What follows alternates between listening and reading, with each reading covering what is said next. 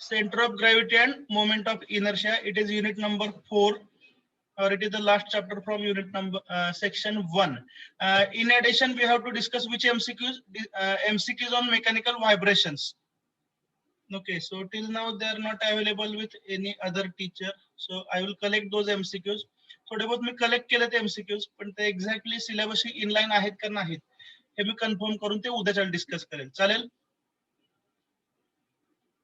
त्यामुळे उगाच कसं नेटवरती आता गेलं तर आपल्याला 1000 MCQ मिळतील, बरोबर आहे की नाही? सिलेबसशी इनलाईन असल्याचं कन्फर्मेशन करून मग मी ते कलेक्ट करेन. Is that fine? Yes. Okay, shall we start now? Yes. Okay. So what do you remember? Before you answer the MCQs, let us revise. What is the difference between centroid and center of gravity?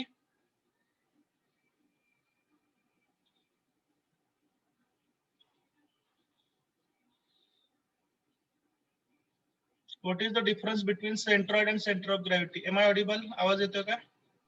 Yes, sir. Okay. माझ्याकडे काय झालंय, meeting hang होती सारखी, त्यामुळे मला हा प्रश्न विचारावा लागतोय. Okay, can you tell the difference between centroid and center of gravity? Center of gravity 3D dimension साठी यूज करतो आणि center of gravity 2D dimension साठी. Center of gravity 3D dimension. Okay, and centroid is for 2-dimensional figures. Okay, very good. हे basic झालं. अजून काय काय फॉर्म्युले जे असतात ते फॉर्म्युले एकदा रिवाइज करायचे. सेंटर ऑफ ग्रॅव्हिटी, हा, कारण तेच आपल्याला MCQ मध्ये बेसिकली लागणार आहे. हे आता तुम्हाला पीपीटी विजिबल नसेल ना? दिसतंय सर. पीपीटी दिसते? MI of standard shapes? No sir. नाही सर. नाही सर. तुम्हाला MCQ दिसत असतील ना? मला सेपरेट शेअर करावं लागेल त्यासाठी. Just wait. कारण कसं MCQ चालू करायचे आणि ते जर तुमच्या समोरच नसतील तर मग त्यातनं का आता दिसत असेल माझ्या PPT? Yes sir. Yes sir. थोडं वेट करा. माझी सिस्टीम आज खूपच स्लो झाली आहे. नेट स्लो असल्यामुळे कदाचित असेल. आज माझा प्रॉब्लेम आहे, थोडं समजावून घ्या. चालेल? ठीक आहे, पण एनी हाऊ डिस्कशन सगळं संपलेलं आहे. Okay, let us remember we are calculating what? Centre of gravity, CG, बरोबर ना? Yes. Okay, now look at this diagram and tell me which are the centroidal axis. Centroidal axis कुठले आहेत तुम्ही मला सांगा. रेक्टँगल मध्ये X डॅश आणि Y dash. Correct. X dash and Y dash, they are the centroidal axis. ठीक आहे? त्यामुळे if the width or breadth is B and height of the rectangle is H, okay?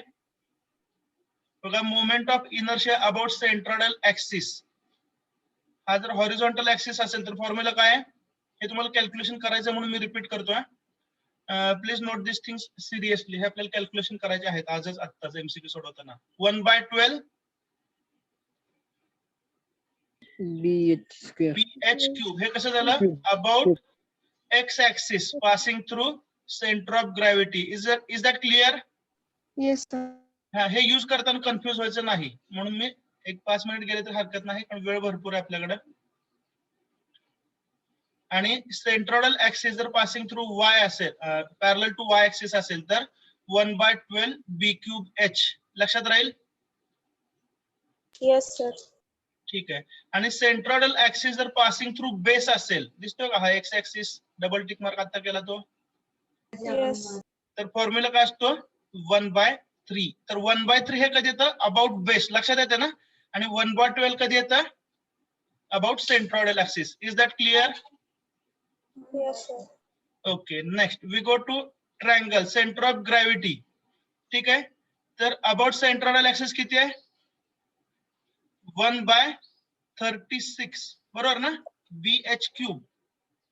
Yes. आणि about axis passing through base हे काय? 1/12. तर हे 1/12, 1/36 हे फक्त व्यवस्थित लक्षात ठेवा. Is that clear? Yes sir. Yes sir. Okay. Circle. Circle साठी दोन्ही ऍक्सिस सेंट्रॉइडलच असतील ऑफकोर्स, कारण त्याला बेस वगैरे हा काय प्रकार नाहीये. 1/4 पाय आर रेस टू 4. ठीक आहे. आर च्या ठिकाणी जर d/2 ठेवलं तर काय होईल? d/2 रेस टू 4 होईल, बरोबर आहे का? Yes, sir. Yes or no? Yes. अरे बोला बाळांनो, तुमच्यासाठी चाललंय हे. असं का तुम्ही एकदम न्यूट्रल झालाय? तर काल थँक्यूची स्लाइड बघितल्यावर इमोशनल झालाय. असं नाही ना, एक्झाम होई पण ऍक्टिव्ह राहायचंय. बरोबर आहे का? Yes, sir. Yes, sir. Thank you बघितल्यावर तुम्हाला संपलं वाटलं सगळंच. 30 तारखेपर्यंत आहेत लेक्चर. व्यवस्थित रिवाइज करा, डाऊट्स वगैरे काय असतील तर रेज करा. d/2 ठीक आहे. तर हे आपण मॉडिफाय करूया. पाय ऍज इट इज राहिला, ठीक आहे ना. d⁻⁴ आणि इथलं कॉन्स्टंट काय येईल बघा, 1/2⁴ किती येईल? 16 येईल ना. येस. Yes, sir. 16 into 4 म्हणजे 1/64 पाय d⁻⁴. Is it correct? Yes. तर हे लक्षात ठेवा दोन्ही फॉर्म्युले. त्यानंतर मला वाटतं एवढं सफिशियंट आहे. Triangle, rectangle, circle. Circle, semi circle एकदा रिवाइज करूया. हे नोट केलेलं आहे सर्वांनी? Shall we continue? Yes, sir. Okay.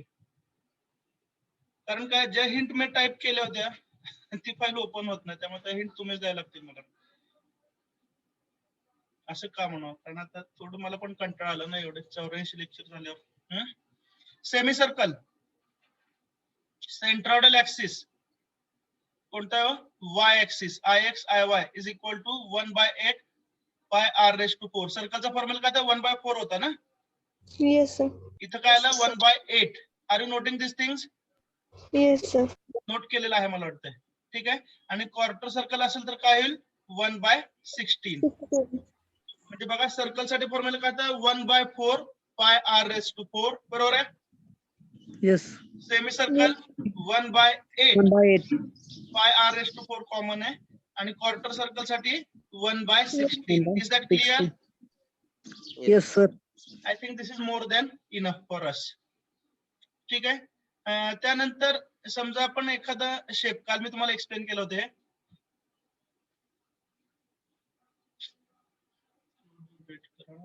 Slow झाले सिस्टम.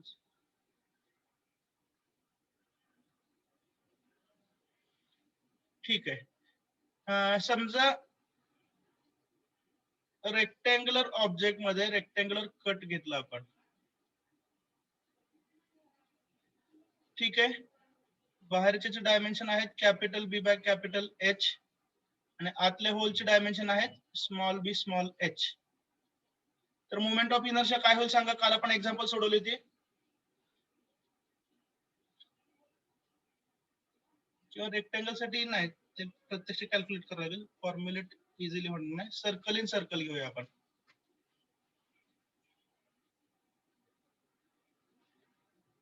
बॉटमला पहा, कारण रेक्टँगल साठी कम्प्लीट कॅल्क्युलेशन करावं लागतील, ते एकदम फॉर्म्युलेट होणार नाही. आउटर सर्कलचे रेडियस समजा आहे capital R. Are you listening? आणि इनर सर्कलचे रेडियस आहे small r. Moment of inertia काय येईल सांगा? कंपोजिट फिगरचा 1/4. बरोबर ना. येस. पाय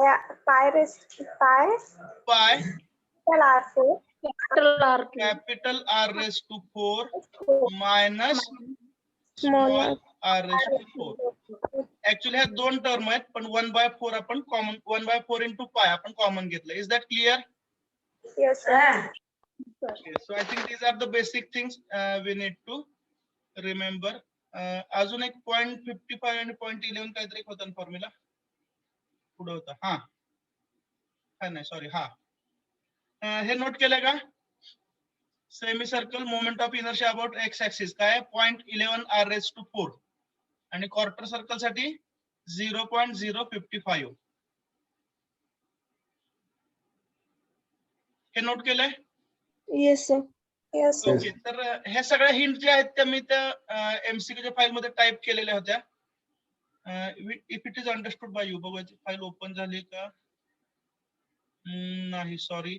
हिंटची फाईल ओपन होत नाही, पण हिंट कुठल्या होत्या डिस्कस केल्या लक्षात आलं सर्वांच्या? Yes, sir. Okay. Now whether MCQs are visible to you? Yes. Yes, sir. Okay. Shall we start now? Yes, sir. Okay. Question number 1. The geometrical center of lamina through which all area is supposed to be acting is called as centroid. This is a true sentence. Agree किंवा true जे काय असेल ते option. Shall we continue? Yes. The point through which all the weight of the body is supposed to be acting is called as center of gravity. Once again, straightforward definition. We have to agree it is a true statement. Moment of inertia depends on orientation of the body. Is it true? Yes. It must be. It must be. कारण तुम्हाला मी कारण सांगतो, एकच rectangle आहे. ठीक आहे.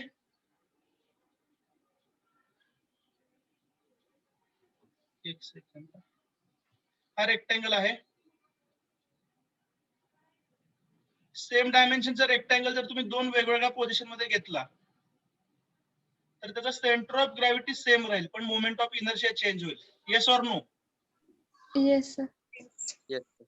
इथं बघा, ही पहिल्या पोझिशन मध्ये समजा B1 H1 ही जर डायमेन्शन असतील आणि सेकंड पोझिशन मध्ये डायमेन्शन जर मी एक्सप्लेन करतो why it is true, try to understand.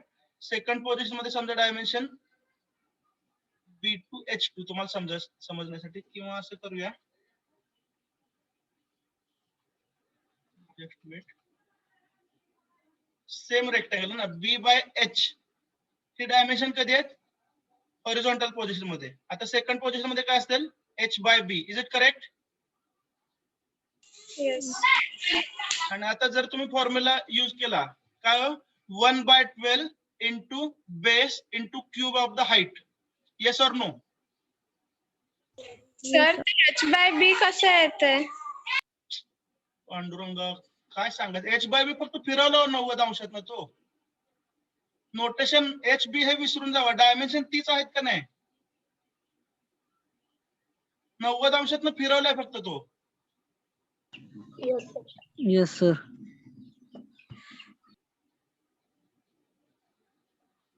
कसं काय डाऊट विचारतो, थोडं तर विचार करा ना प्लीज. डायमेन्शनला तुम्ही H म्हणा, B म्हणा, A म्हणा, B म्हणा, P Q R काही पण म्हणा. ठीक आहे. फॉर्म्युला काय मोमेंट ऑफ इनर्शियाचा about X axis 1/12 into base into cube of the height. Yes or no? Yes, sir. Yes. आता दोन्ही Yes, केस मध्ये sir. मोमेंट ऑफ इनर्शिया वेगळा येईल का सेम येईल? वेगळा आहे. वेगळा येणार, कारण हाईट आणि बेस. बेस आता किती आहे डिस्टन्स? H. काय सांगायचं, फार मोठा प्रश्न आहे बाळा तुम्हाला. ठीक आहे. हे समजा 10/5 रेक्टँगल आहे, त्याला 90 अंशात फिरवला.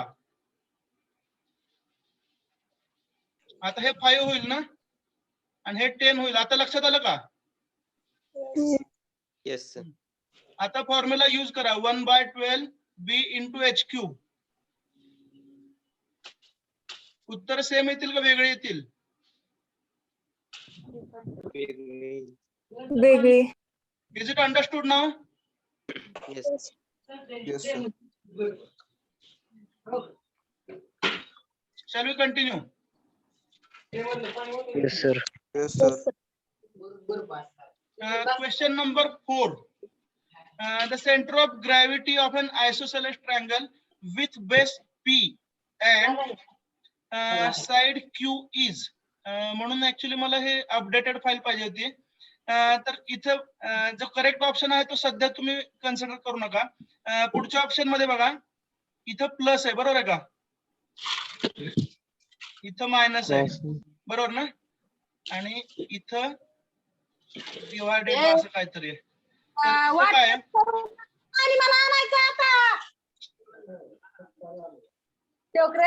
दादा कसलं वाटोळं करायचं. ए सौरभ दिवाणे, म्यूट कर बरं.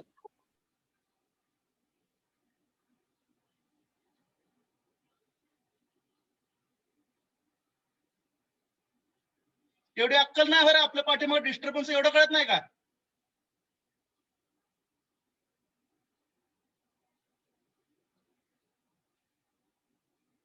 झोपेत असतं का? आपल्या पाठीमागे आवाज येतो, ज्यावेळी माझ्या पाठीमागे पण आवाज येतो ना, त्यावेळी मी म्यूट करतो का नाही, थोडं थांबा म्हणतो का नाही?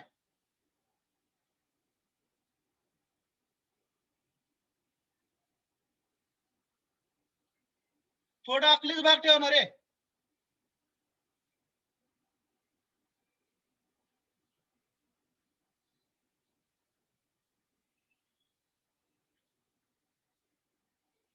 Shall we continue? Yes, sir. लेकांनो 18 वर्षाचं झालं तरी अकलीचा भाग शून्य आहे. हा? तर इथं फक्त काय आहे, हे टायपिंग मिस्टेक आहे. मी तुम्हाला आधीच सांगतो, हे जे सगळे एमसीक्यूज आहेत याच्यामध्ये कुठे कुठे स्कॅन करून ते कॉपी पेस्ट आहे, त्यामुळे कुठं कुठं मिस्टेक झालेला आहे टायपिंगच्या. तर हा ऑप्शन ऍक्च्युली काय असेल, रूट ऑफ 4p² तिथलं मायनस फक्त जो आहे तो गायब झालेला आहे. आणि अनफॉर्च्युनेटली काय झालं, ही जे अपडेट केलेली फाईल आहे ती ओपन होईना माझी. p² - q² divided by 6. Is that clear? So this is the center of gravity of an isosceles triangle about its base. आपल्याकडे कोणता फॉर्म्युला आहे आयसोसेलेस ट्रायंगलचा? अबाउट सेंट्रोइडल ऍक्सिस आहे, बरोबर आहे का? पीपीटी मध्ये मग अशी लिहिलेला फॉर्म्युला होता. काय होता तो?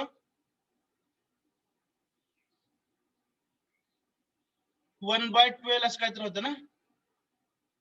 Yes, sir. 1/36 होतं. काय होतं अबाउट सेंट्रोइडल ऍक्सिस? 1/36. हा 1/36. इकडे पहा. तर तो जो फॉर्म्युला आहे, इथं सेंट्रॉइड आहे, ठीक आहे. आणि इथून समजा एक्स डॅश, तर आपल्याला हा फॉर्म्युला माहिती आहे. काय फॉर्म्युला सांगा? 1/36 BH³ 1/36 इंटू BH³. BH³, बरोबर आहे का? पण आता जो विचारलेला आहे तो कसा आहे? अबाउट बेस विचारला, लक्षात आलं का? त्यामुळं इथं ते पॅरलल ऍक्सिस थेरम यूज केलेला आहे. Is that clear? Centre of gravity आणि बेस याच्यामधलं डिस्टन्स कॅल्क्युलेट केलं आणि पॅरलल ऍक्सिस थेरम यूज करून तो फॉर्म्युला डिराईव्ह केलेला शेवटी तुम्ही चेक करू शकता. तर after using parallel axis theorem final उत्तर काय येणार आहे? √4p² - q², हे अंडर रूट टर्म आहे, डिवायडेड बाय काय येणार आहे? 6. Is that clear? Shall we continue? Yes, sir.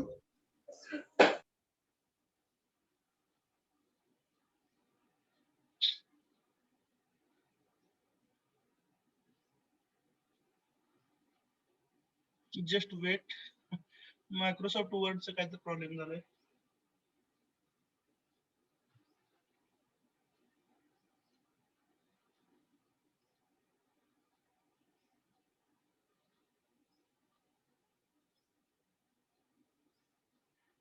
Screen दिसते का नाही ना? No, sir.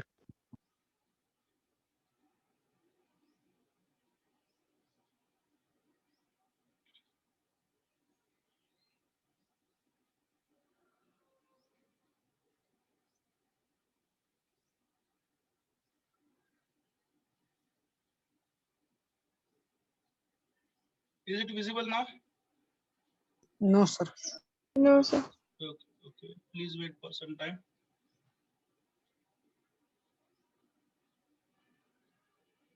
Now Zoom is not responding. Am I audible? Yes, Yes, sir. Sir. But I am unable to share. माझ्या स्क्रीनवर काहीच ऑपरेशन होईना. फक्त गोल फिरतोय. Wait for 1 minute.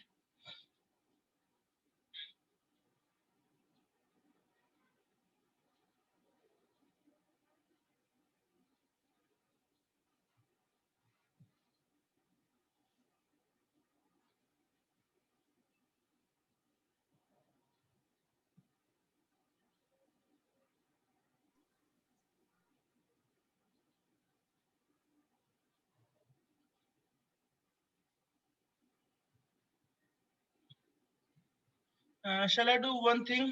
आवाज येतो ना? Yes, sir. Yes, sir. Yes, sir. Okay, सध्या काय झालंय, झूम माझ्यातर्फे हँग झालेला आहे.